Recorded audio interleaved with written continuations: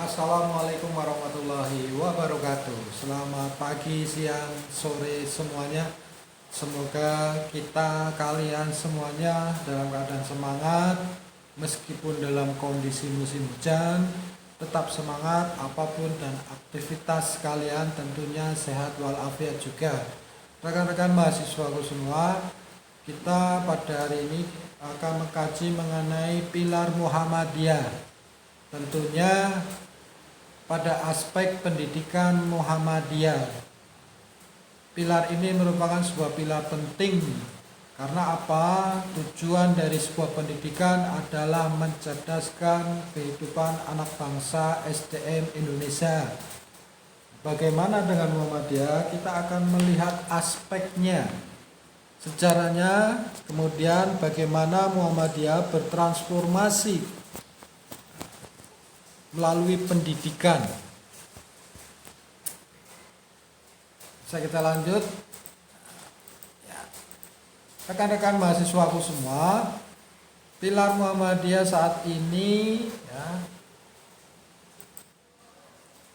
ada di pendidikan dan ekonomi. Mengapa? Pendidikan dan ekonomi merupakan sebuah kesatuan yang terutama pada aspek pendidikan. Kenapa? Seperti yang saya sampaikan di awal, bahwa pendidikan tujuan tidak lain adalah mencerdaskan kehidupan anak bangsa Indonesia. Maka dalam hal ini Muhammadiyah sangat andil berkontribusi terhadap SDM rakyat Indonesia seperti saya dan kalian. Kemudian ekonomi juga, Muhammadiyah punya andil yang sangat besar dalam mensejahterakan masyarakat Indonesia. Nanti kita akan bahas pertemuan ke depan. Pilar selanjutnya adalah kesehatan. Tentunya kalian juga paham ya, kesehatan, kemudian hukum dan politik. Nah, Muhammadiyah punya pilar pendidikan, ekonomi, kesehatan, hukum, dan politik. Ini merupakan bagian dari pilar organisasi Muhammadiyah. Rekan-rekan mahasiswaku semua, bahwa yang perlu kita pahami adalah bagaimana pendidikan di Muhammadiyah bertransformasi ke arah pembaharuan, tajdid. Ya.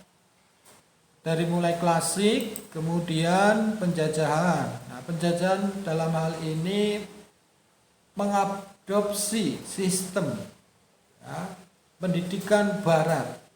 Nah, ini modernitas. Ya. Kemudian saat ini yang kita rasakan kalian, ya, abad milenium 4.0, 5.0, bagaimana Muhammadiyah bertransformasi zaman yang super canggih, luar biasa ya. Tujuan tidak lain adalah bahwa Muhammadiyah punya andil besar terhadap mencerdaskan anak bangsa Indonesia. Kemudian transformasi tajdid apa nih?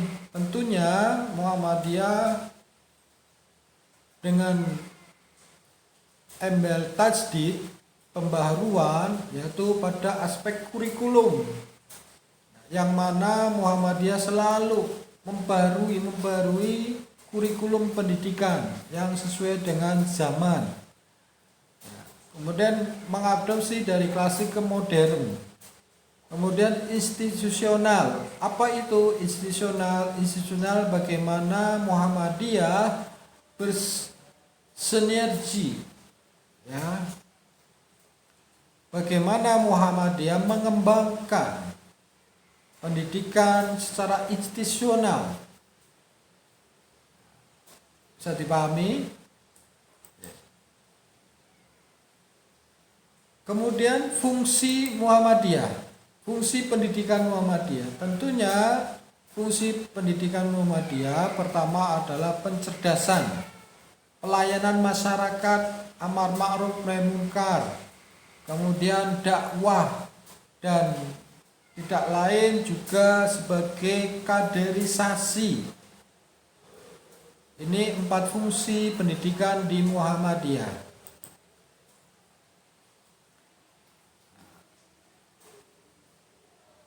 Sinerginya seperti apa nih? Nah, tentunya di pendidikan Muhammadiyah itu adalah Islamic Muhammadiyah, integrity, excellence, dan nationality. Wawasan pendidikan Muhammadiyah merupakan suatu kesatuan yang integral yang patut dikembangkan di setiap lembaga pendidikan Muhammadiyah. Nah, yang memerlukan transformasi tidak cukup hanya berinovasi, namun lebih bertransformasi terus. Oke, bisa dipahami? Kita lanjut. Nah, kemudian ruh pendidikan Muhammadiyah. Ruh pendidikan Muhammadiyah ada 3 landasan. Keserasian, keselarasan, dan keseimbangan antara hubungan hablum minallah, hubungan kita dengan Allah, dengan human dan nature.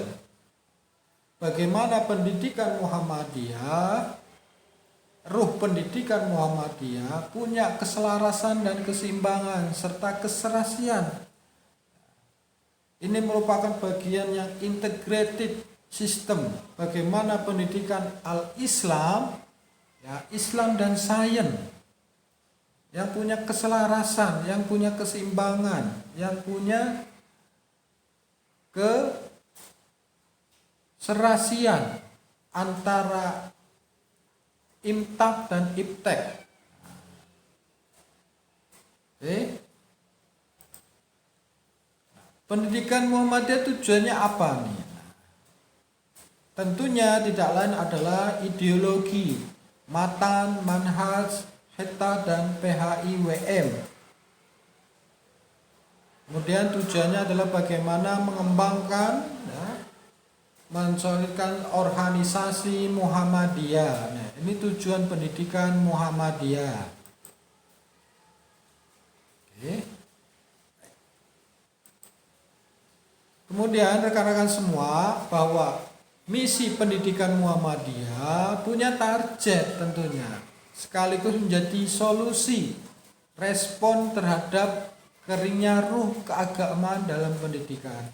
Perlu teman-teman perhatikan, di Muhammadiyah ada aspek al-Islam dan kemuhammadiyahan. Pendidikan al-Islam dan kemuhammadiyahan seperti yang kalian ambil mata kuliah AIK. 2 hal ini menjadi ciri khas, ciri khas pada pendidikan Muhammadiyah. Kemudian baik pada pendidikan dasar, menengah maupun sampai universitas, semua ada al-Islam dan kemuhammadiyahan.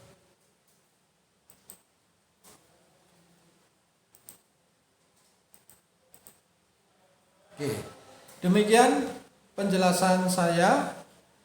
Semoga dengan penjelasan secara sekilas ini bisa memberi wawasan terhadap bagaimana pendidikan di Muhammadiyah. Untuk lebih jelasnya kita diskusi lebih lanjut, bagaimana pendidikan Muhammadiyah saat ini di era transformasi global. Demikian. Wassalamualaikum warahmatullahi wabarakatuh.